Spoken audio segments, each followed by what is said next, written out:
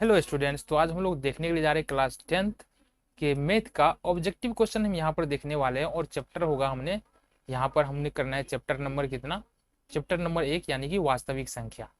तो देखो, वास्तविक संख्या से रिलेटेड जो भी प्रश्न था यहाँ पर उसको हम कंप्लीट कर चुके हैं।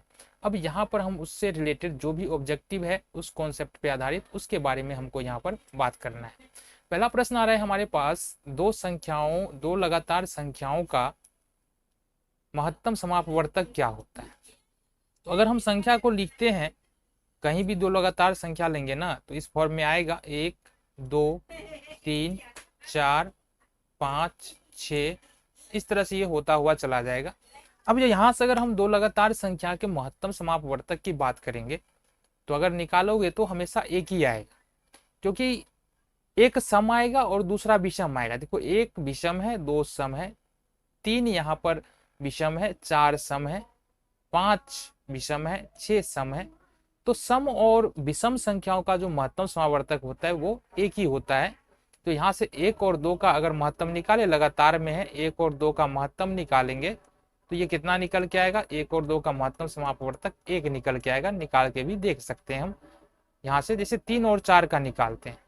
ठीक है, तो अगर तीन और चार का अगर हम महत्तम निकालेंगे, इस मेथड से निकाल रहे भाग विधि से, तीन एकम तीन और चार में से तीन एक, यहाँ से हमको फिर तीन यहाँ उठा के लाना है, फिर यहाँ से ये तीन बार में ये लग जाएगा तो ये तीन हो जाएगा। तो कितना महत्तम आ रहा है, यहाँ पर महत्तम आ रहा है एक। इसी तरह से चार और पांच का निकालेंगे, एक सम है विषम है।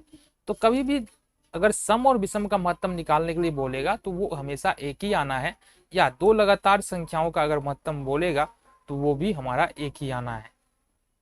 यदि ए और बी अभाज्य संख्याएं हैं तो ए बी का लघुत्तम समापवर्तक क्या होगा।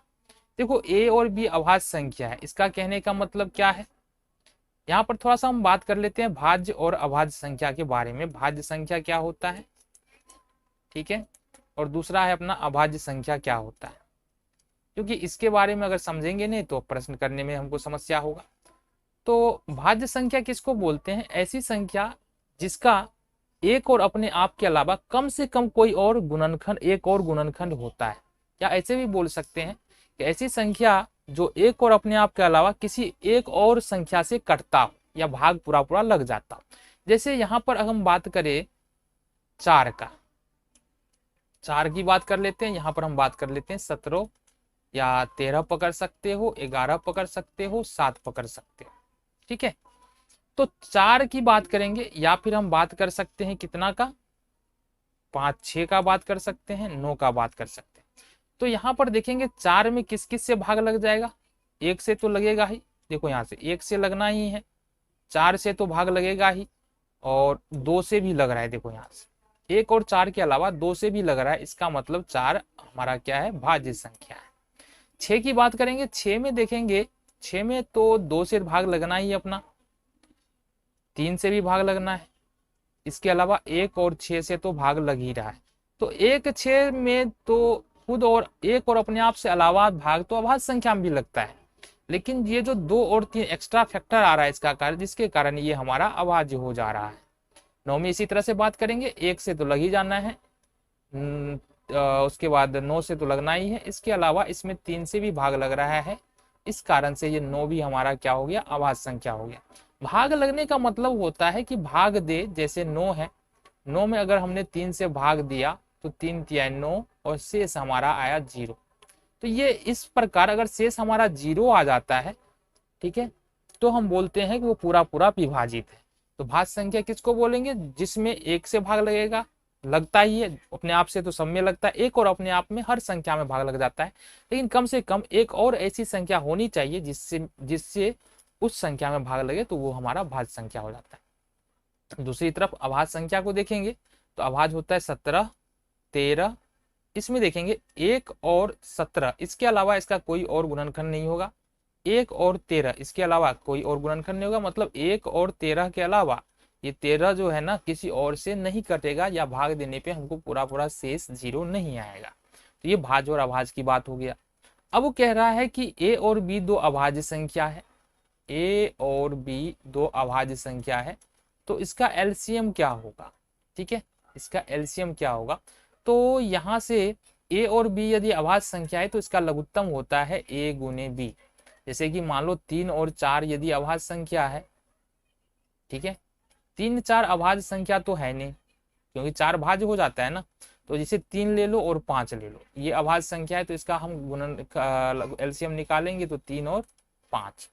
यहाँ पर देखो एक और बात यहाँ पर ऐड किया जा सकता था, अगर मान लो ये सह अभाज्य दे देता। सह अभाज्य का क्या मतलब होता है? सह अभाज्य का मतलब होता है कि संख्याओं का वैसा जोड़ा या एक दो से अधिक संख्या भी हो सकता है, जैसे 3 5 7। अब ये 3 संख्या है, तीनों में एक दूसरे से कोई कट नहीं रहा है या एक दूसरे से कहीं भी भाग नहीं लग रहा है, तो ये सहअभाज्य हो जाएगा। तो सहअभाज्य का भी महत्तम समापवर्तक जो है वो गुणनफल के रूप में ही आता है, तीनों संख्या को गुना कर दो। जैसे हम और उदाहरण ले लेते हैं, 9 है, 11 है और यहां से ले लेते हैं हम कौन सा, 14 ले लेते हैं। अब यहाँ पर देखो कोई भी उभयनिष्ठ गुणनखंड तीनों में नहीं है, ठीक है। अगर इसका गुणनखंड करेंगे तो 3 गुने 3 आएगा, इसका गुणनखंड करेंगे 1 गुने 11 आएगा, इसका गुणनखंड करेंगे तो 2 गुने 7 आएगा। तो उभयनिष्ठ गुणनखंड तीनों में कोई नहीं है। तो अगर हमको इसका बोलेगा लघुत्तम समापवर्तक निकालने के लिए तो कैसे निकालेंगे, 9 गुने 11 गुने 14, इस तरह से हमारा लघुत्तम समावर्तक हो जाएगा। तो दो अभाज्य संख्याओं का लघुत्तम समावर्तक क्या होगा, सी नंबर ऑप्शन देखो, ए गुने बी हमारा हो जाता है। समझ में आया? चलो अगले क्वेश्चन पर देखें। निम्नलिखित में कौन सी अभाज्य संख्या, अब पीछे ही जस्ट हमने बात किया है, फिर भी हम यहाँ पर ऑप्शन से ट्राई कर ले। ए की बात करेंगे, ए नंबर ऑप्शन में तो 27 है हमारा। अब देखो 27 3 से भी कट रहा है, 6 से भी कट रहा है, 6 से तो नहीं कटेगा, 9 से भी कट रहा है, ठीक है। तो इसका कम से कम देखो 1 और 27 के अलावा तो 2 गुणनखंड यहाँ पर नजर आ रहा है, मतलब ये हमारा भाज्य हो जाएगा। तो ये तो होगा नहीं। बी नंबर ऑप्शन में देख लेते हैं, ये हमारे पास 35 है, 35 5 से भी कट रहा है, 7 से भी कट रहा है, तो मतलब ये भी हमारा आंसर नहीं होगा।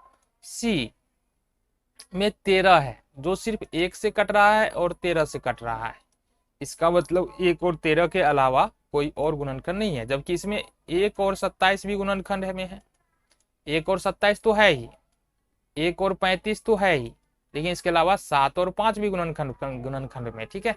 तो इसका मतलब हमारा ऑप्शन नंबर सी सही आंसर हो जाएगा। ये 13 जो है एक अभाज्य संख्या है।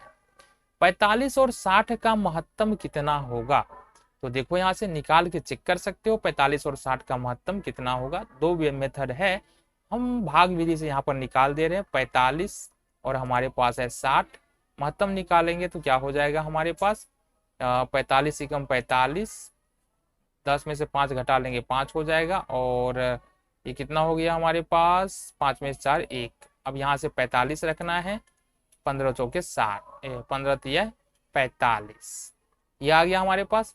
तो महत्तम हमारे पास कितना आ गया, 15, 15 है ऑप्शन में, डी नंबर ऑप्शन है, ये हमारा आंसर हो जाएगा। सह अभाज्य संख्याओं का महत्तम समापवर्तक क्या होता है, तो सह अभाज्य भी हमने बात किया है कि जोड़ा में होगा या जोड़ा से ज्यादा भी हो सकता है, जैसे कि 3 5 7, इसमें कोई भी उभयनिष्ठ गुणनखंड नहीं है, तो ये सह अभाज्य हो गया। 9 11 और उसके बाद हम ले लेते हैं कितना ले ले, 14, तो इसमें भी कोई गुणनखंड उभयनिष्ठ नहीं है, ठीक है। अगर मान लो 3 का गुणनखंड करोगे तो कितना निकल के आएगा, 3 गुने 1 आएगा। 5 का करोगे तो 5 गुने 1 आएगा, ठीक है, ये बराबर का चिन्ह होगा। 7 का करोगे तो 7 गुने 1 आएगा। मतलब उभयनिष्ठ तो है, लेकिन उभयनिष्ठ है, लेकिन कौन सा, क्या उभयनिष्ठ है हमारा, उभयनिष्ठ मात्र 1 है, 1 के उभयनिष्ठ होने से काम बनता नहीं है। तो यहाँ पर सहअभाज्य संख्या का मतलब होता है केवल उभयनिष्ठ गुणनखंड 1 होता है। अब महत्तम समापवर्तक पूछ रहा है ना, तो सहअभाज्य में कोई दूसरा उभयनिष्ठ गुणनखंड तो होगा नहीं, इसलिए यहाँ इसका जो महत्तम समापवर्तक होता है, देखो उभयनिष्ठ कितना है, एक ही उभयनिष्ठ आ रहा है, इसलिए सहअभाज्य संख्याओं का जो महत्तम समापवर्तक आता है वो आता है हमारा 1।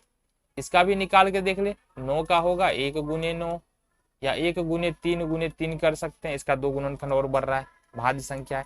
11 का 1 गुने 11 कर सकते हैं, और 14 का 2 गुने 7 कर सकते हैं। इसमें देखो उभयनिष्ठ गुणनखंड कितना आ रहा है, उभयनिष्ठ गुणनखंड आ रहा है हमारा 1, बस यही उभयनिष्ठ आ रहा है और कुछ नहीं आ रहा है। तो यहाँ से हमारा जो महत्तम समावर्तक होगा 1 हो जाएगा, ठीक है। आगे के प्रश्न को देखते हैं। 144 के अभाज्य गुणनखंड में 2 का घातांक कितना है, तो यहाँ पर करना पड़ेगा गुणनखंड। 144 है, इसका हम गुणनखंड कर लेते हैं। 77 दूना 144 होता है।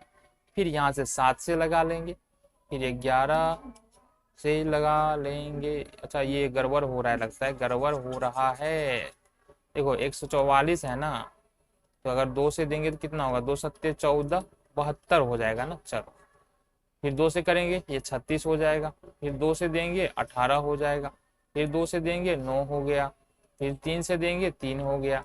तो यहाँ पर गुणनखंड जो आ रहा है ना, 1 2 3 4, 2 पर पावर 4 आ रहा है और 3 पर पावर 2 आ रहा है, मतलब 2 का जो घातांक है वो कितना है, 4 है। C number option. हाँ अब ये बता दो, अगला क्वेश्चन है, निम्नलिखित में कौन सा अभाज्य संख्या है, बता दो जरा कौन सा अभाज्य संख्या है, बता दो। 41 हो जाएगा। अभाज्य पूछ रहा है तो देखो, अब यहाँ पर 213 भी नजर आ रहा है, इसमें भी लग रहा है कि भाग नहीं लगेगा। 501 भी नजर आ रहा है, इसमें भी लग रहा है भाग नहीं लगेगा। लेकिन हमको जो पता है, जो सबसे छोटा है 41 है, और 41 में हमको पता है कि इसमें भाग नहीं ही लगना है, किसी से भाग नहीं लग रहा है, एक और अपने आप के अलावा किसी और से भाग नहीं लग रहा है। तो इतना टेंशन क्यों ले, इसमें क्यों दिमाग लगाए, इसमें क्यों दिमाग लगाए। और 91 तो हमको पता ही कट रहा है, 63 91 7 से भी भाग लग रहा है, 13 से भी भाग लग रहा है, तो इसमें दिमाग लगाना ये होगा नहीं। 41 हो रहा है तो बाकी 2 पर दिमाग क्यों लगाना है। ठीक ठीक है। अगले प्रश्न जो 8 नंबर का प्रश्न है, किसी पूर्णांक p के लिए सम संख्या का रूप होता है। ठीक है, अब कोई पूर्णांक है या मान लो कोई संख्या, पूर्णांक मतलब संख्या ही होता है, पूर्णांक का रूप क्या होता है हमारा, 0 1 2 3 4, पूर्णांक की बात कर रहा है। और फिर माइनस में भी यही संख्या ले लो, -1 -2 -3 और -4। तो ये जो संख्या होता है ना, माइनस और प्लस वाला संख्या को मिला दे तो पूर्णांक संख्या बन जाता है, पहली बात। दूसरी बात है सम संख्या, किसी पूर्णांक p के लिए प्रत्येक सम पूर्णांक का रूप होता है। सम संख्या क्या हो सकता है जरा बता दो हमको। सम संख्या होगा 4 6 8 10 12 14 16, इस प्रकार ये सम संख्या होता है। 4 को हम लोग क्या लिख सकते हैं, 2 गुने 3। 6 को लिख सकते हैं हम, 6 को 4 के बराबर में 2 गुने 3 लिख सकते हैं। और 6 के बराबर में क्या लिख सकते हैं हम, 6 के बराबर में लिख सकते हैं 4 को 2 गुने 2 लिखेंगे ना, 4 को 2 गुने 2 लिखेंगे, 6 को 2 गुने 3 लिख सकते हैं। इसी तरह से 8 को लिखेंगे तो 2 गुने 4 लिख सकते हैं। इसी तरह से अगर हम 10 को लिखेंगे तो 2 गुने 5 लिख सकते हैं। इसी तरह से लिखते कर सकते हैं। हमने यहाँ पर देखा क्या कि जितना भी सम संख्या होता है उसको हम 2, और अगर ये चूंकि बदल रहा है ना, ये बदल रहा है 2 3 4 5 ये बदल रहा है, इसको हम अगर p मान ले तो इसका रूप क्या हो जाएगा हमारा, 2p के रूप का होता है। यानी कि जितना भी सम संख्या होता है वो 2p के रूप का होता है, जहां पर हम 2 3 4 5 के जगह पर p q r s कुछ भी मान सकते हैं। 2p के रूप का होता है, या 2m के रूप का होता है, 2k के रूप का होता है, 2b के रूप का होता है, 2d के रूप का होता है, कुछ भी लिख सकते हैं। ठीक है, 9 नंबर क्वेश्चन देखेंगे। अब यहाँ पर प्रश्न है हमारे पास 9 नंबर का कि 8 पर पावर 0 है और 2 पर पावर गुना है और 2 पर पावर 0 है, इसका वैल्यू क्या होगा। देखो जब किसी भी संख्या पर पावर 0 हो जाता है, जब किसी भी संख्या पर पावर 0 हो जाता है तो उसका वैल्यू 1 हो जाता है, और इस तरह से 2 का भी वैल्यू हो जाएगा 1, बराबर में हो जाएगा 1। अब ऐसा होता कैसे है ये भी समझो। 8 पर पावर 0 कब हुआ होगा, देखो यहाँ पर घातांक का सिंपल सा रूल होता है कि अगर मान लो x ऊपर भी है और x नीचे जा रहे, मतलब x भागे यदि x कर रहे हैं, x भागे x कर रहे हैं, तो यहाँ पर घात इसका घट जाता है ना। यहाँ पर घात 1 है, यहाँ पर घात 1 है, तो 1 - 1 मतलब ये हो जाएगा हमारा x टू दी पावर 0। और यहाँ पर यदि लिखे x बट्टे s भाग को लिख सकते हैं तो x टू दी पावर 0 हो जाएगा, और ये कट जाएगा, इसका मतलब 1 बराबर हो जाता है x टू दी पावर 0। ये बस बात को समझो। तो ये किस प्रकार से रहा होगा हमारा, 8 है ऊपर भी, 8 है नीचे भी, गुने में है, 2 है ऊपर भी, 2 है, इसको नहीं लिखते हैं, 2 है ऊपर भी, 2 है नीचे भी। अब यहाँ पर घात दोनों का कितना है, घात दोनों का 1 है, तो अब अगर घटाएंगे तो क्या हो जाएगा, 8 पर पावर 0 और गुने में 2 पर पावर 0, ये हो जाएगा हमारा कितना, ये किसके बराबर कटने के बाद 1 हो जाएगा, ये भी कटने के बाद 1 हो जाएगा, 1 गुने 1 बराबर हो जाएगा हमारा 1। ये हो गया हमारा बी नंबर का ऑप्शन। ठीक है। हाँ, अगला प्रश्न है हमारे पास, शांत और आसान दशमलव से रिलेटेड है, 0.7 पर रेकरिंग है। ठीक है, ये बताता है कि ये आसान दशमलव का रूप है। तो इसको हम लोग कैसे सॉल्व कर सकते हैं, आओ जरा बात कर लें। तो इसको सॉल्व करने के लिए हमको क्या करना पड़ेगा, मानना पड़ता है, माना कि हम मान लेते हैं x बराबर ये हो जाएगा 0.777। इस तरह से ये खत्म कभी होने वाला नहीं है। रेकरिंग या दशमलव के बाद कितने अंकों पर रेकरिंग है, यानी ये जो लाइन लगा हुआ है ना, कितने अंकों पे लगा हुआ है। तो हम देख रहे हैं केवल एक अंक है और एक ही अंक पर रेकरिंग लगा हुआ है। मतलब जो ये समीकरण मान लेते हैं इसको एक, इस समीकरण को दोनों तरफ 10 से गुना करते हैं। ठीक है, दोनों तरफ, या समीकरण भी लिख सकते हो, दोनों तरफ 10 से गुना करने पर, 10 से ऐसा करके हम छोड़ दे रहे हैं, 10 से गुना करने पर ये हो जाएगा हमारे पास 10x, और ये कि इसमें 10 से गुना करेंगे तो एक साथ उछल के इधर आ जाएगा, ये हो जाएगा हमारा 7.777। इस तरह से समीकरण 2 हो जाएगा। समीकरण 2 में से समीकरण 1 घटाते हैं, 2 - 1 करते हैं। तो अगर मान लो 10x में से x घटाएंगे तो कितना होगा, 10x में से 9x हो जाएगा। ठीक है, और अगर ये घटाते हैं हम 7.777 में से, अगर हम घटा रहे हैं 0.0777, तो कितना आ जाएगा, ये 000 आ जाएगा और ये 7 आ जाएगा, मतलब 7 आ जाएगा, तो हो जाएगा हमारा 7। तो x का वैल्यू जो निकल के आ रहा है वो आ रहा है 7/9, यही अपना आंसर हो जाएगा। ठीक है, ए नंबर ऑप्शन।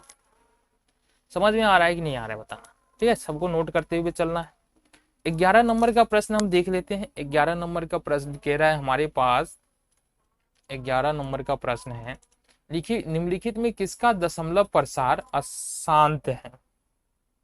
देखो यहां से अशांत के बारे में पूछ रहा है, तो अशांत तो किसका शांत होता है, किसका अशांत होता है, ये बात बता दो।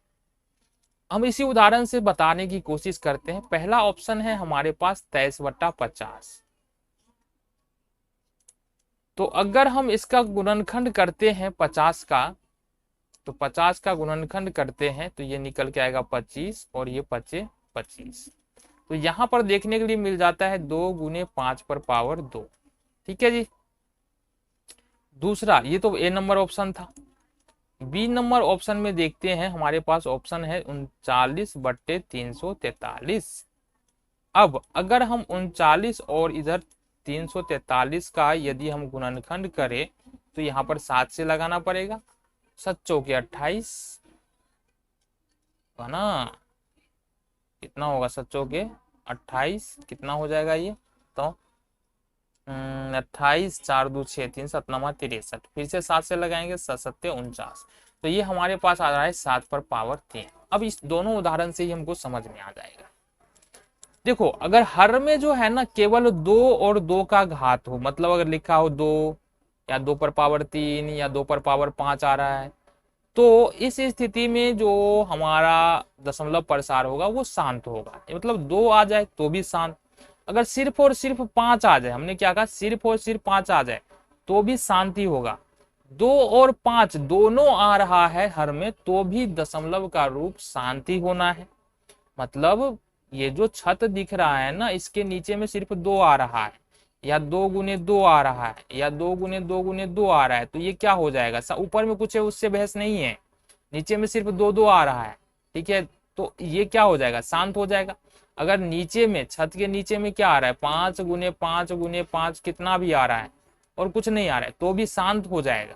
अगर नीचे में आ रहा है 2 × 2 × 5 × 5, 2 और 5 आ रहा है तो भी शांति होगा। ऊपर में कुछ भी हो, पी क्यू कुछ भी आ जाए, 1 2 3 4 कुछ भी आ जाए, उससे बहस नहीं है, तो ये शांति होना है। लेकिन अगर 2 आ रहा है, अगर नीचे में 2 आ रहा है, देखो नीचे में बोल रहे पी है, नीचे में अगर 2 आ रहा है और उसके साथ कोई और आ रहा है तो ये अशांत हो जाएगा। ठीक है, कोई भी 5 को छोड़ के कोई भी, अगर 2 आ रहा है, 5 भी आ रहा है और कोई और संख्या आ रहा है, ठीक है, तो यहाँ पर ये भी अशांत हो जाएगा। ठीक है, केवल 5 आ रहा है, मान लो 2 है और केवल 5 आ रहा है, 5 ही आ रहा है, तो हमारा क्या 5 आ रहा है, फिर यहाँ से मान लो 11 आ रहा है, तो ये भी अशांत हो जाएगा। ये बातें समझ में आ गई।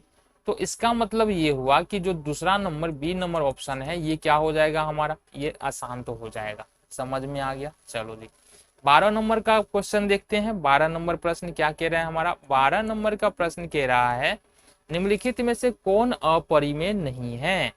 मतलब सारा का सारा अपरिमेय है, हम जानते हैं पाई एक अपरिमेय संख्या है। अब रूट से बाहर 7 आ नहीं सकता, इसलिए ये भी अपरिमेय संख्या है।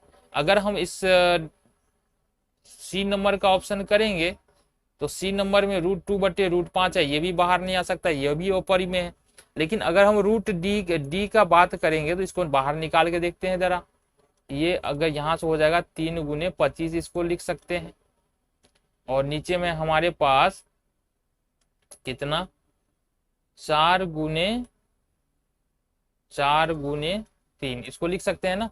और इसको थोड़ा सा आगे बढ़ा ले ताकि तुम लोगों को समझ में आए, अन्यथा अपने को क्या करना है, अपने को तो डायरेक्ट भी कर सकते हैं। 3 × 5 भी लिख सकते हैं, इसको लिख सकते हैं। क्योंकि 4 2 आ रहा है ना, तो 4 बाहर चला जाएगा और ये बचेगा हमारे पास √3। यहाँ पर 5 ऊपर में 2 आ रहा है, 5 भी चला जाएगा बाहर और हमारे पास बच जाएगा √3। तो ये बचा हमारे पास 4√3 बट्टे में √3 से √3 कैंसिल, 15/4 अपने पास बच रहा है। अब बता दो 15/4 क्या है, परिमेय संख्या है, तो ये अपरिमेय तो है नहीं, तो डी नंबर ऑप्शन अपना आंसर हो जाएगा। ठीक है, नेक्स्ट देखिए, आ जाओ। 13 नंबर प्रश्न सेम कह रहा है कौन परिमेय संख्या, सेम तो नहीं है लेकिन बोल रहा है कौन परिमेय संख्या। तो इसमें अपने पास सारा का सारा रूट वाला है, तो देखना है कि कौन रूट से निकल सकता है। पहला ही ऑप्शन है 1/144, तो इसको हम लोग अपन इस प्रकार से लिख सकते हैं 1 × 1 और बट्टे 12 × 12। ठीक है जी, इसका फैक्टर करोगे तो 12 × 12 आएगा। 1 1 डबल 1 तो 1 बाहर आ जाएगा, 12 12 डबल 12 तो 12 बाहर आ जाएगा, और 1/12 हमारा कौन सा संख्या हो जाता है, परिमेय संख्या। पहला नंबर ये ऑप्शन हमारा हो जाएगा। तो जब पहला ऑप्शन हो जाए तो आगे क्यों देखना है। हाँ आ जाओ, 15 नंबर क्वेश्चन क्या कह रहा है हमारे पास, 15 नंबर प्रश्न क्या कह रहा है। 15 नंबर प्रश्न कह रहा है यदि m एक धनात्मक पूर्णांक है तो धनात्मक विषम पूर्णांक का रूप होगा। अभी बता दो, विषम पूर्णांक का रूप पूछ रहा है, समझो बात। तो विषम पूर्णांक का रूप पूछने का मतलब क्या है। मान लो विषम पूर्णांक यदि हम लिखते हैं तो विषम पूर्णांक हमारे पास आता क्या क्या है, बता दो क्या क्या आता है। या यहाँ भी हम रख करके देख सकते हैं, अगर उस हिसाब से समझाने के लिए जाएंगे तो फिर हमको यूक्लिड के विभाजन प्रमेय पर जाना पड़ेगा, विभाजन एल्गोरिथम पर जाना पड़ेगा। सिंपल सी बात है ना, यहाँ पर कोई भी वैल्यू रख लो, m एक धनात्मक पूर्णांक है जो, तो धनात्मक विषम पूर्णांक, धनात्मक पूर्णांक है मतलब कोई भी संख्या रख करके देखो, तो विषम संख्या का जो रूप होता है ना वो होता है 4m + 1। कोई भी संख्या रखो, 4 × मान लो 2 रख रहे हैं, कितना होगा, 4 दूना 8 + 1 कितना हो जाएगा 9, विषम संख्या हो गया।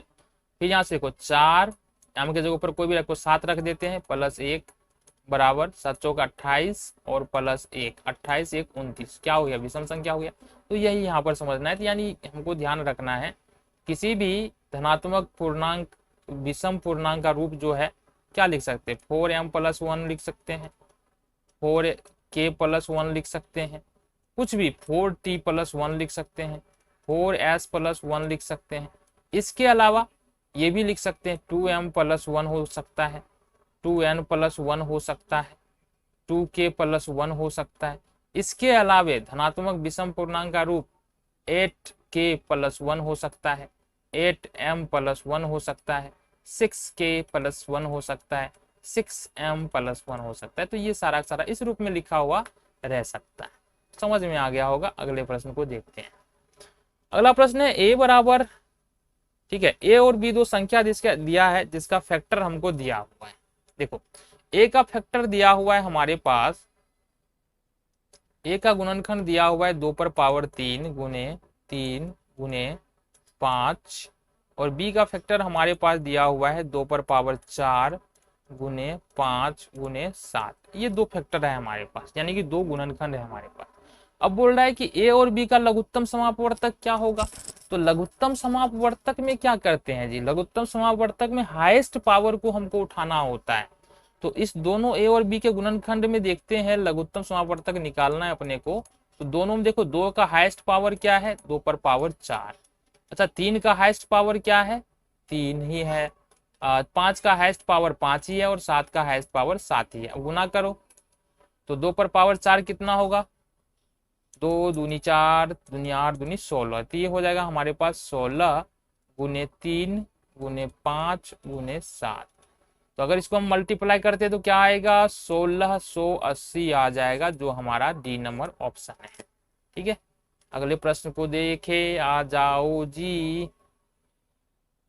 16 नंबर प्रश्न क्या है, देखो जरा। यदि दो संख्याओं का गुणनफल 2166 है, मतलब पहली संख्या, ये प्रश्न किस पे आधारित है, ये प्रश्न किस पे आधारित है, ये प्रश्न आधारित है हमारा लघुत्तम समावर्तक, महत्तम समावर्तक और पहली संख्या जिस संख्या का निकाल लेते हैं उसका गुणनफल।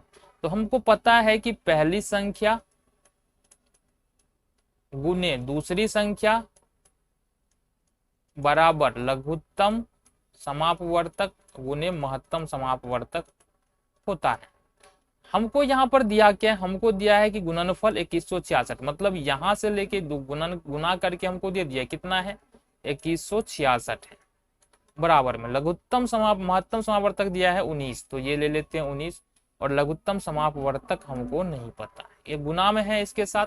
अगर 19 को इस साइड लाएंगे भाग में चला जाएगा, तो लघुत्तम समापवर्तक बराबर हो जाएगा हमारा 2166/19। अब अगर भाग कर ले तो क्या निकल के आएगा, हमको काटेंगे तो 114 निकल के आएगा, जो हमारा सी नंबर ऑप्शन है। ठीक है, 17 नंबर का प्रश्न क्या कह रहा है, ये जो पैटर्न है हमारा 2.13 इस पैटर्न पे जा रहा है। देखो इस पैटर्न पे कोई भी संख्या हो ना, वो अपरिमेय संख्या ही होगा। कौन सी संख्या होगा, सी नंबर ऑप्शन देखो, अपरिमेय संख्या। मान लो लिखा हुआ है 0.54 544 5444, इस तरह से लिखा हुआ है। मान लो 22.32 322 3222 फिर 32222, ये है। तो ये भी क्या हो जाएगा, ये भी हमारा एक अपरिमेय संख्या हो जाएगा। ठीक है जी, चलो बहुत बढ़िया। 17 नंबर हो गया समाप्त। 18वें नंबर के प्रश्न को देखें। अब इसमें पूछ रहा है कि कौन सी संख्या अपरिमेय संख्या है। 18 नंबर का प्रश्न है हमारा, मतलब परिमेय नहीं करना है, अपरिमेय। अगर हम देखें रूट, ये तो पहला नंबर ही ऑप्शन ही हो जा रहा है, क्योंकि रूट को 17 से बाहर, रूट 17 को रूट से बाहर हम कर ही नहीं सकते हैं, तो यही हमारा आंसर हो जाएगा।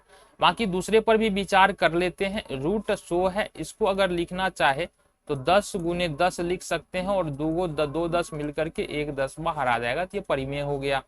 इस तरह से मान लो सी नंबर ऑप्शन है √4, इसको हम लिख सकते हैं 2 गुने 2, ये बाहर आ जाएगा, ये हो जाएगा हमारा 2। डी नंबर ऑप्शन देख लेते हैं, √16 है प्लस √25 है, तो 4 गुने 4 इसको लिख सकते हैं गुणनखंड के रूप में, और 5 गुने 5 इसको लिख सकते हैं। तो 4 गुने 4 से 1 4 बाहर, 5 5 से 1 5 बाहर, 5 4 9, ये भी परिमेय है। तो हमारा कौन नहीं निकल रहा है रूट से, 17 नहीं निकल रहा है, तो ये हमारा क्या हो जाएगा, परिमेय या अपरिमेय, बता दो जरा। ये हो जाएगा हमारा अपरिमेय। 19 नंबर प्रश्न देखें। ए नंबर ऑप्शन π/3 क्या है, परिमेय संख्या है, अपरिमेय संख्या हो जाएगा हमारा। बी नंबर ऑप्शन देखो क्यों हो जाएगा, क्योंकि पाई जो है ना एक अपरिमेय संख्या है, इस पर ध्यान देना। पाई एक अपरिमेय संख्या है, और हम लोग पाई का मान लेते हैं 22/7, जो एक परिमेय संख्या है। क्या है ये, एक परिमेय संख्या, इस बात को ध्यान रखना। ठीक है, 22/7 आएगा तो परिमेय मारना है, और पाई आएगा तो अपरिमेय मारना है। अब बोल रहा है π/3 कौन सी संख्या है, तो बाबू यहाँ पर समझो कि अगर अपरिमेय संख्या को परिमेय संख्या से भाग दे रहे हैं, तो जो हमारा रिजल्ट आता है वो आता है अपरिमेय संख्या। तो ये यहाँ से हमारा ऑप्शन हो जाएगा बी नंबर, अपरिमेय संख्या। 20 नंबर प्रश्न को देखिए। 20 नंबर प्रश्न क्या कह रहा है, 20 नंबर प्रश्न कह रहा है एक अशून्य परिमेय और अपरिमेय संख्या का गुणनफल होता है। मतलब सीधी सी बात है, अशून्य मतलब क्या, कोई संख्या है शून्य छोड़ करके, इसको हम अशून्य बोलते हैं। तो अगर मान लो √3 और 5 को गुना कर लो तो कितना आएगा, 5√3। ये कौन सी संख्या है, तो अपरिमेय संख्या है। ठीक है, मान लो अपने के पास है √3/7 है, इसको गुना करना है अपने को, कुछ से गुना कर लो, 3/2 से गुना कर ले तो ये होता है 3√3/14। यह भी अपरिमेय संख्या है। तो इस तरह से अशून्य परिमेय संख्या और अपरिमेय संख्या या परिमेय संख्या अपरिमेय संख्या गुना करेंगे तो हमको हमेशा एक अपरिमेय संख्या मिलने वाला है। बी नंबर ऑप्शन हो जाएगा। ठीक है, नेक्स्ट देखिए 21 नंबर का प्रश्न क्या कह रहा है। 21 नंबर का प्रश्न कह रहा है हमारे पास √3 है। अब देखो √3 रूट से बाहर तो आएगा नहीं, कोई भी संख्या यदि रूट के अंदर फंसा है बाहर नहीं आ सकता है, जेल के अंदर बंद है बाहर नहीं निकल सकता है, तो वह अपरिमेय संख्या होगा। तो इसलिए यह हो जाएगा हमारा अपरिमेय संख्या। 22 नंबर प्रश्न देखो, 2, 10, 20 के लघुत्तम समावर्तक और महत्तम समावर्तक का अनुपात क्या होगा। तो इजिली हम इसको इस प्रकार से बनाएंगे, 2, 10, 20 इसका लघुत्तम निकाल लेते हैं हम लोग। तो ये हो जाएगा 2 एकम 2, 2 पंचे 10, 2 दाएं के 20। अब यहाँ से 5 से दे देते हैं, 5 से फैक्टर कर ले, 1, 1 और 5 दूनी 10। इसका अगर लघुत्तम निकालेंगे तो 2 गुने 5, 1 को क्यों पकड़े और 2, ये हो जाएगा 5 दूना 10 दूना 20। लघुत्तम आया 20। अगर महत्तम निकालने जाएंगे तो 2 ही निकलने वाला है इसका। अच्छा 2, 5 निकलने वाला, 10 आ जाएगा है ना, नहीं 2 ही आएगा ना, हाँ 2 आएगा। इसका महत्तम निकालेंगे 2 आएगा। क्यों आएगा, देखो 10 से भाग देते हैं, 2 पंचे 10 कट गया ये। फिर यहाँ से 20 आ रहा है, अब बचा हुआ यहाँ पर 2 है, इससे दे देते हैं 2 दाएं के 20। तो दोनों को 2 पूरा पूरा विभाजित कर रहा है, तो महत्तम समावर्तक कितना आ गया, महत्तम समावर्तक आ गया हमको 2 और लघुत्तम समावर्तक आ रहा है 20। तो बोल रहा है लघुत्तम और महत्तम का अनुपात, मतलब लघुत्तम समापवर्तक बट्टे में महत्तम समापवर्तक, तो 20/2, 2 दाएं के 10 मतलब 10:1 अपना आंसर हो जाएगा। कौन सा, बी नंबर ऑप्शन। ठीक है, सेम क्वेश्चन है यहाँ पर 23 नंबर क्वेश्चन। ठीक है, 6, 8, 22 का लघुत्तम समावर्तक और महत्तम समावर्तक का अनुपात क्या होगा।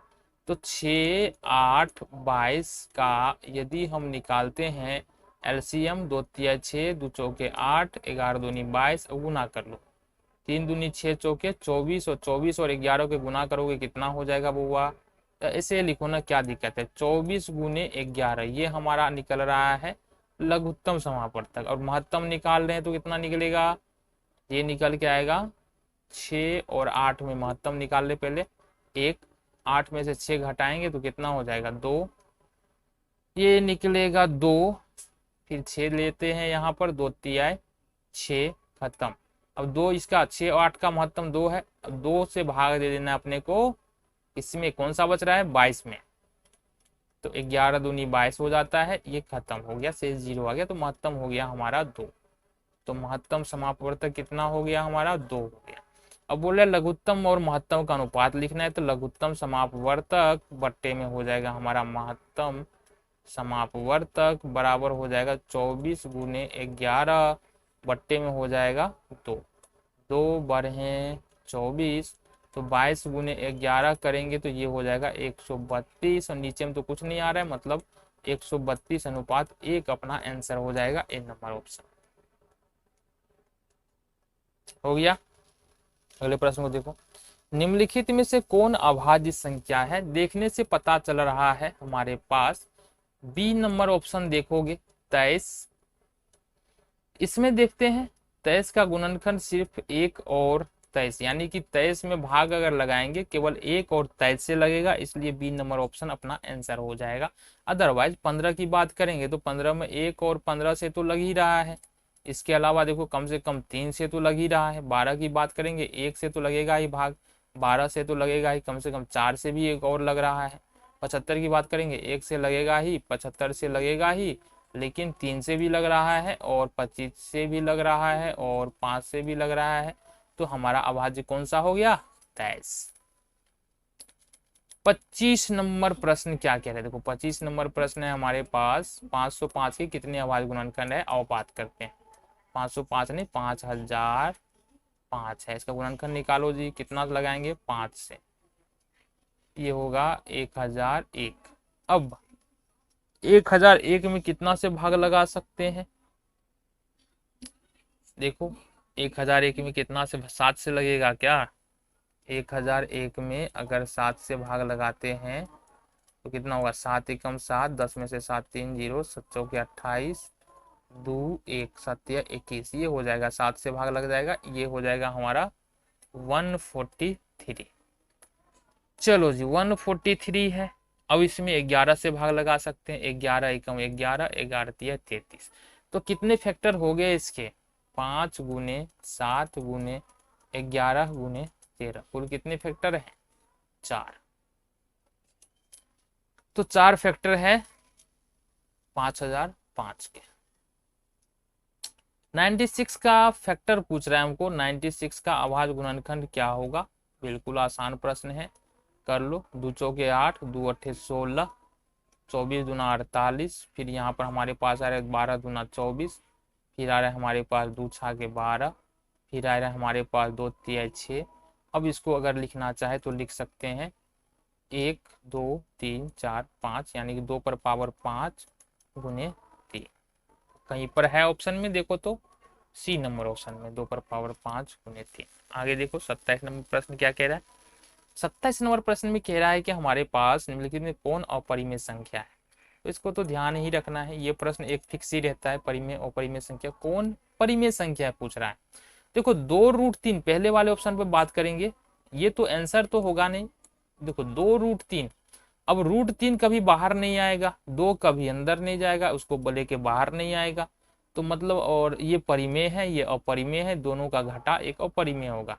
√5 हमको फिर देख रहे हैं कि ये कभी बाहर आने वाला नहीं है, ये पूरी तरह से बंद है, मजबूर है, ये कभी निकल के आएगा नहीं, तो ये भी अपरिमेय हो जाएगा।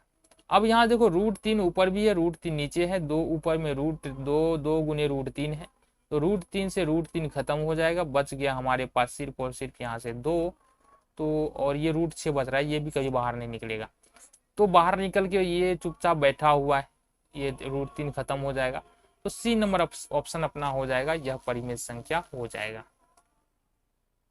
प्रश्न हमारे पास सबसे छोटी अभाज्य संख्या, सबसे छोटी भाज्य संख्या और सबसे छोटी अभाज्य संख्या का महत्तम समापवर्तक कितना होता है।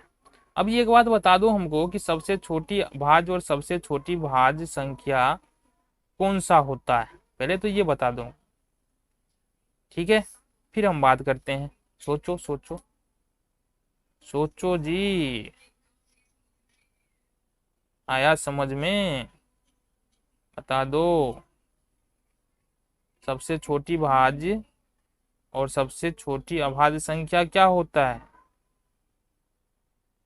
देखो सबसे छोटी अगर बोलेंगे, सबसे छोटी अभाज्य संख्या कौन सा होता है, तो सबसे छोटी अभाज्य संख्या यहां से हम लिख ले, सबसे छोटी अभाज्य संख्या,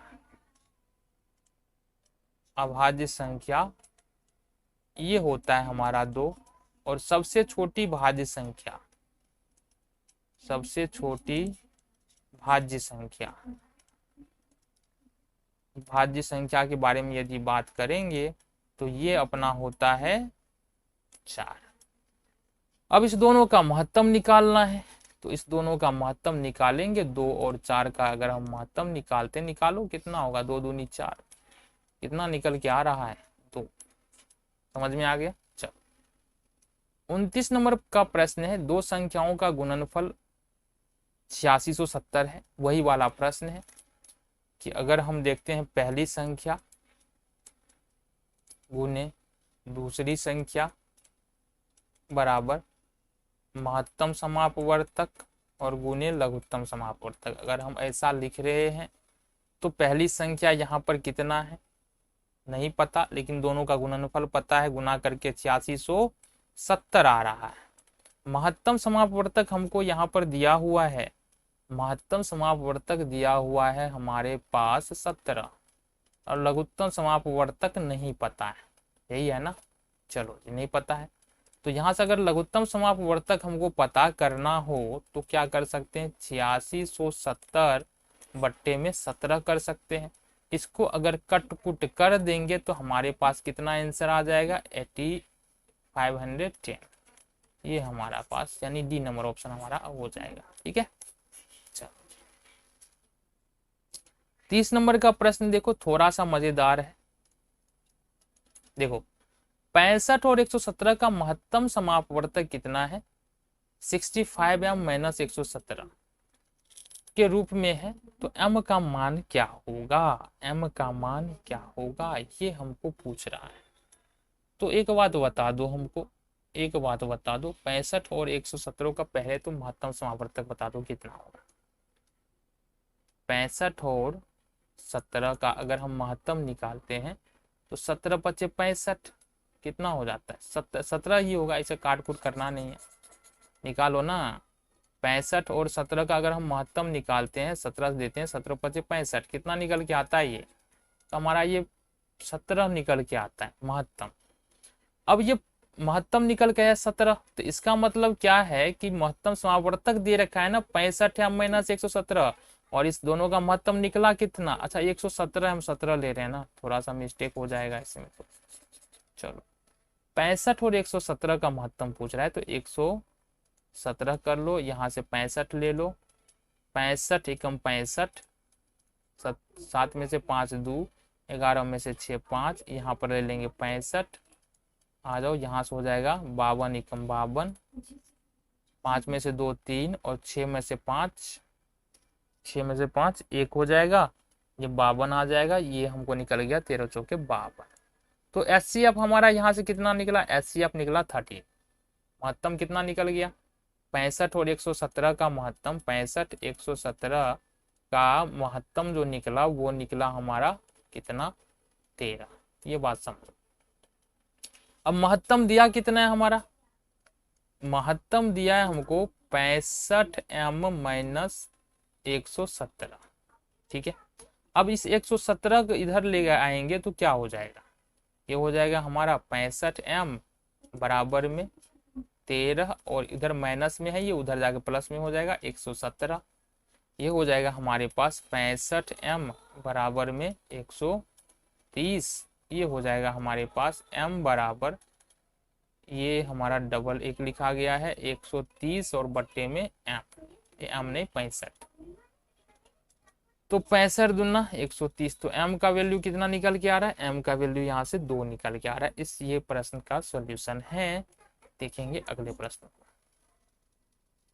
31 नंबर का प्रश्न कह रहा है दो परिमेय संख्याओं के बीच कितनी परिमेय संख्याएं निकाल सकते हैं। दो परिमेय संख्याओं के बीच में अनंत परिमेय संख्या निकाल सकते हैं, इसमें कुछ कहना ही नहीं है। ठीक है, निम्नलिखित में कौन सी अभाज्य संख्या है, अभाज्य संख्या पकड़ना है। देखो 16 में 1 और 16 के अलावा जो है 2 से भाग लग जाएगा तो ये भाज्य हो जाएगा। 15 में 1 और 15 के अलावे जो है 3 से और 5 से दोनों से भाग लग रहा है। 33 में 1 और अपने आप के अलावा 3 से लग रहा है और 11 से लग रहा है, तो ये भी हमारा भाज्य संख्या हो गया। बचा 29, 29 हमारा अभाज्य संख्या हो जाएगा। 33 नंबर का क्वेश्चन है निम्न में से कौन परिमेय संख्या है। परिमेय का पूछ रहा है सवाल, तो देखो यहाँ से एक डी नंबर ऑप्शन होगा। क्यों होगा, क्योंकि रूट 16 दे रखा है। रूट 16 को हम बाहर निकाल सकते हैं, 2 गुने 2 गुने 2 गुने 2, ये फिर गुणनखंड करेंगे तो ये होगा। अब 2 2 मिल के बाहर आएगा, यानी कि ये बाहर आके 2 गुने 2 बराबर 4 हो जाएगा, इसलिए यह परिमेय संख्या है, 4 परिमेय संख्या है। 34 नंबर प्रश्न देखेंगे। 34 नंबर का प्रश्न बोल रहा है कि 0.3 जो है, ठीक है, 0.3 का परिमेय रूप में लघुत्तम रूप क्या होगा। ठीक है, तो इसको किस तरह से बनाते हैं हम लोग, इसको किस तरह से बनाते हैं, इसको हम लोग बनाते हैं x बराबर, मान लेते हैं x बराबर 0.3, रेकरिंग आ गया। रेकरिंग का मतलब क्या होगा कि ये और रिपीट होगा, कर ही लेते हैं, क्या रेकरिंग डालेंगे, तो ये रिपीट हो रहा है। ठीक है, अब देखो दशमलव के बाद कितने अंकों पर रेकरिंग है, तो 1 अंक, यानी ये लाइन जो है 1 अंक पर है, तो दोनों ओर समीकरण के दोनों ओर, इसको समीकरण 1 मान लेते हैं, समीकरण के दोनों ओर 10 से गुना कर देते हैं, ये हो जाएगा 3.333। इस तरह से समीकरण 2 बन गया हमारा। समीकरण 2 में से समीकरण 1 को घटाना है, 2 में से 1 को घटा लेना है। तो समीकरण 2 है 10x और x घटा लेंगे तो ये हो जाएगा हमारे पास 9x बराबर में। अब देखो 0.0 बोल रहे हैं, 3.333 में से अगर हम 0.333 निकाल दे तो कितना बच जाएगा, ये बच जाएगा हमारा 0 0 0 और ये बच जाएगा 3, मतलब 3 बच जाएगा हमारा। तो x बराबर क्या होगा, 3/9, 3 तिया 9, यानी कि ये हमारा आंसर 1/3 होगा। देखो 1/3 आंसर हो गया जी। चलो 35 नंबर का प्रश्न क्या कह रहा है जरा देखो। 35 नंबर का प्रश्न क्या है, 7 + 3√2 अपरिमेय संख्या होगा, क्योंकि ये दोनों बाहर आने वाला नहीं है। ये 7 परिमेय है, 3 परिमेय है, रूट अपरिमेय है, परिमेय और परिमेय को गुना किया गया है, इसलिए ये पूरा अपरिमेय होगा। फिर अपरिमेय को परिमेय के साथ जोड़ा गया है, इसलिए अपरिमेय हो जाएगा। ये हमारा अपरिमेय हो गया। ठीक है, 5, 15, 20 के लघुत्तम और महत्तम का अनुपात क्या होगा। अब तो दिमाग लगा सकते हो ना। देखो 5, 15 और 20, इसका अगर हम निकालेंगे HCF निकालेंगे तो कितना निकलेगा, HCF निकल जाएगा 5, यानी महत्तम निकलेगा 5। और लघुत्तम यदि निकालते हैं LCM तो वो निकल के आएगा हमारा 60। उससे पहले तो कुछ है नहीं हमारे पास।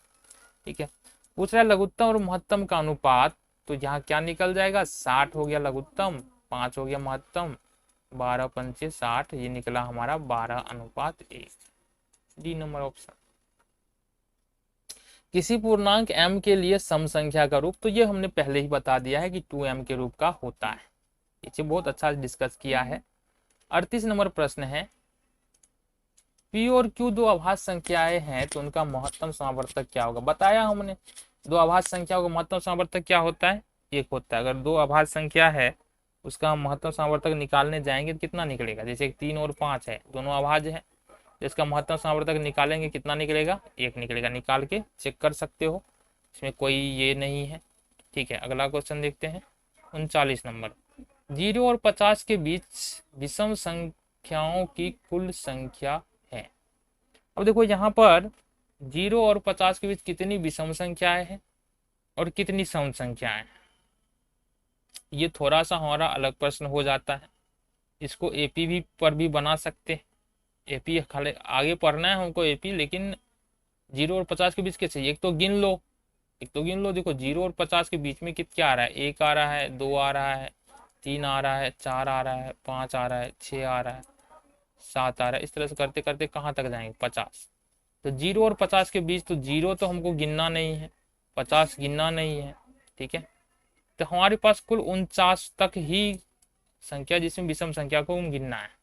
ठीक है, 49 तक की संख्याओं में हमको विषम संख्या को गिन लेना है। ठीक है, तो सही आंसर क्या हो जाएगा हमारा, बता दो सही आंसर क्या हो जाएगा, गिने कि नहीं गिरे, गिनो।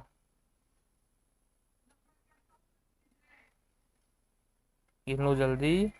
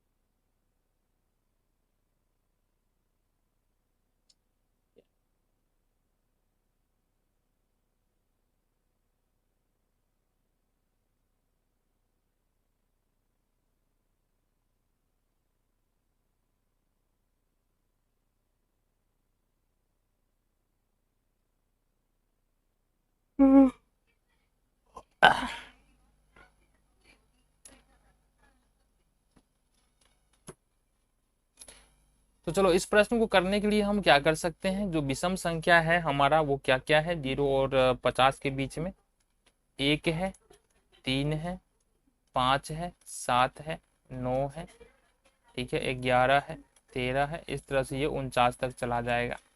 ठीक है, कितनी संख्या ये ज्ञात करना है। तो यहाँ पर देखो एपी का एक फॉर्मूला होता है, ए एन बराबर a plus n minus 1 into d, इस पर निकाल सकते हैं। जहां पर ए एन हमको पता है कितना है, 49 है, बराबर ए पता है, ए यानी कि इसमें पहला पद कितना है, 1 है, प्लस एन का मान हमको नहीं पता है तो नहीं रखेंगे, और डी का मान कितना है, डी का मान यहाँ पर पता है कितना है। विषम संख्या की बात कर रहे हैं ना, तो ये बनेगा हमारा 3 5 7, 1 3 5 7, एन बराबर 2 हो जाएगा, क्योंकि इसके बीच में 2 का अंतर है तो वो एन हो जाएगा हमारा। ठीक है, डी हो जाएगा। अब यहाँ देखेंगे 49, या फिर इसको इधर कर लो, क्या दिक्कत है, एक को इधर ले आएंगे तो ये हो जाएगा 49 में से एक घटाएंगे 48 हो जाएगा, बराबर 2n माइनस 2 हो जाएगा। यहाँ से 2n बराबर, फिर 2 को इधर ले जाएंगे प्लस में हो जाएगा, माइनस में है तो 2n बराबर 50 हो जाएगा, और n बराबर यहाँ से निकालते हैं तो 50/2 होता है, ये निकल जाएगा 25। तो कितनी विषम संख्या है हमारा, आंसर हो जाएगा 25। ठीक है, ध्यान रखना है।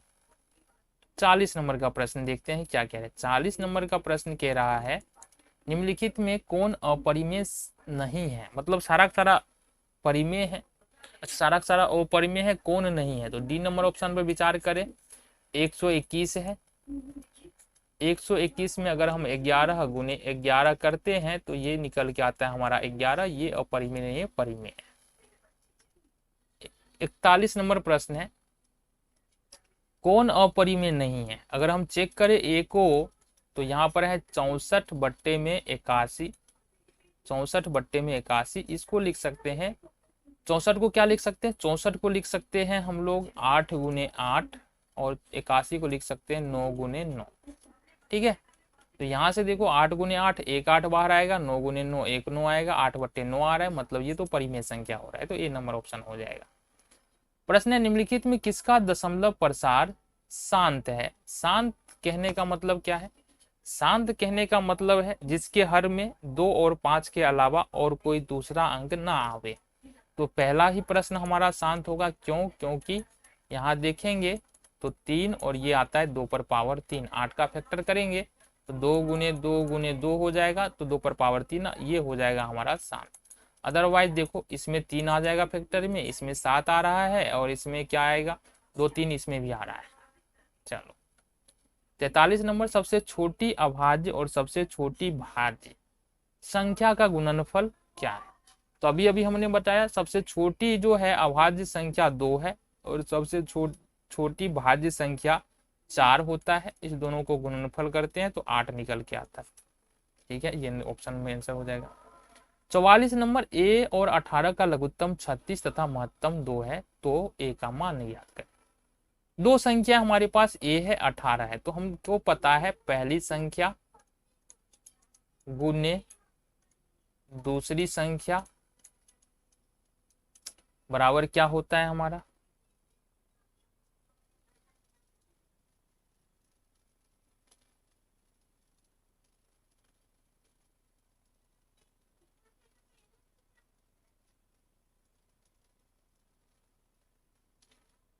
तो यहां से क्या है हमारा,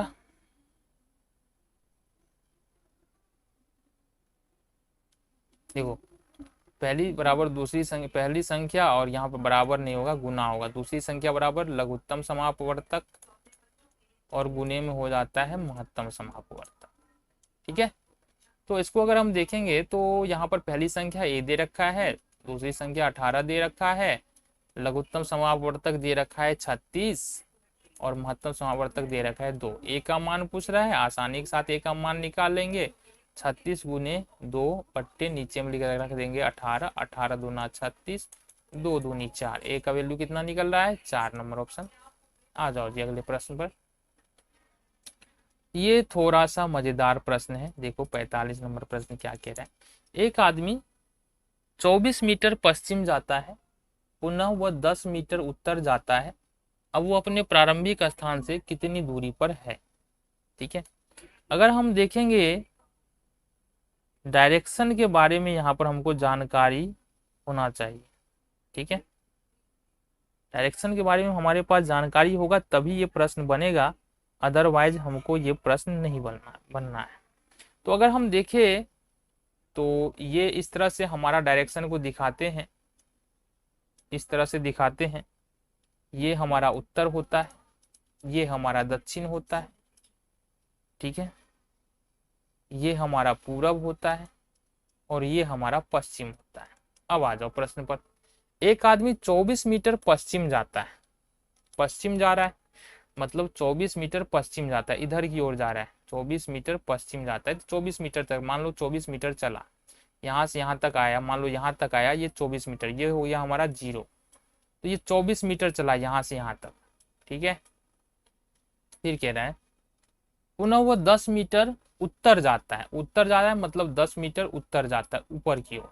ठीक है, वो अपने प्रारंभिक स्थान से कितनी दूरी पर है। तो यहाँ पर अपने पाइथागोरस प्रमेय लगाना है, इसको मिला देंगे। ये 10 मीटर चलता है। ठीक है, अगर मान लो इसको ए बी और ओ, ये मान लो एक समकोण त्रिभुज हो जाए। ठीक है, तो लिखेंगे समकोण त्रिभुज ए ओ बी में, ए ओ बी है, कोण बी बराबर 90 डिग्री है। ठीक है, ए बी बराबर 10 है और ओ बी बराबर यहाँ पर 24 है। अब यहाँ निकालना है ए ओ ए, ओ ए का मान निकालना है। कैसे निकाल सकते हैं, पाइथागोरस प्रमेय लगाओ। ओ ए क्या है, कर्ण है, और कर्ण बराबर होता है लंब का स्क्वायर प्लस आधार का स्क्वायर, मतलब ए बी का स्क्वायर हो जाएगा प्लस में ओ बी का स्क्वायर हो जाएगा। ठीक है, तो ए बी हो जाएगा हमारे पास 10 का स्क्वायर प्लस 24, 24 का स्क्वायर हो जाएगा, ये हो जाएगा 100 और प्लस में 24, 24 मतलब 576। ठीक है, ये हो जाएगा 676 और ये निकल के आएगा 676 किसका वर्गमूल होता है, 26 का, इसका होता है 26 का। तो ये हमारा ऑप्शन नंबर सी इसका आंसर हो जाएगा। 46 नंबर प्रश्न क्या कह रहा है, 3.27। देखो 3.27 जो है ना, एक अशांत दशमलव है, क्योंकि ऊपर रेकरिंग लगा हुआ है। तो रेकरिंग लगने का मतलब है अशांत है। जब कोई भी दशमलव प्रसार या तो शांत हो या अशांत हो, हमने क्या कहा, या तो शांत होगा या अशांत होगा, तो वो हो जाएगा हमारा परिमेय संख्या। क्या हो जाएगा, वो हो जाएगा परिमेय संख्या। ये हमेशा ध्यान रखना। ठीक है, ये हो गया हमारा। आगे देखें 47 नंबर प्रश्न क्या कह रहा है। 47 नंबर प्रश्न कह रहा है 6/15 का दशमलव प्रसार क्या होगा। तो 6/15 को लिखेंगे, 3 गुने 5 लिखेंगे। अब बोलोगे क्या, यहाँ नीचे में 3 आ गया तो ये क्या हो जाएगा, नीचे में 3 आ गया तो ये अशांत हो जाएगा, लेकिन 3 दूनी 6 कट भी तो रहा है, तो 2/5 हो जाएगा। तो ये देखो शांत दशमलव हो जाएगा, क्योंकि नीचे में सिर्फ 5 5 आ रहा है। तो ये हमारा ए नंबर ऑप्शन हो जाएगा। 48 नंबर देखिए, 48 नंबर प्रश्न है हमारे पास, निम्न में कौन अभाज्य संख्या है। तो बता दो कौन अभाज्य संख्या है, 11 अभाज्य संख्या है, क्योंकि 2 इसका गुणनखंड 2 निकल के आ रहा है, इसका गुणनखंड 3 निकल के आ रहा है, इसका गुणनखंड 3 और 5 निकल के आ रहा है, सिर्फ 11 है जिसका कोई गुणनखंड ही नहीं है, एक और अपने आप के अलावा। तो ये अभाज्य संख्या। 49 नंबर प्रश्न देखे, 49 नंबर बोल रहा है कि कौन अपरिमेय संख्या। ये देखो 36 और 64 है ना, इसको रूट से बाहर करोगे तो 6/8 हो जाएगा, 1/81 करोगे 1/9 हो जाएगा। इसी तरह से √3/5 रूट से बाहर नहीं आएगा तो यही अपरिमेय संख्या होगा। ये माइनस का 3/7 हो जाएगा, तो ये परिमेय संख्या ही है। सी नंबर हमारा आंसर हो जाएगा। 50 नंबर का देखें, 4 - √3, ये पहले भी क्वेश्चन शायद आ चुका है। ये एक अपरिमेय संख्या होगा। क्यों होगा, क्योंकि 4 परिमेय संख्या है और √3 अपरिमेय संख्या है। तो एक परिमेय और एक अपरिमेय संख्या का घटाव जो है वो हमेशा अपरिमेय संख्या होता है। तो इस वीडियो में इतना ही, मिलेंगे।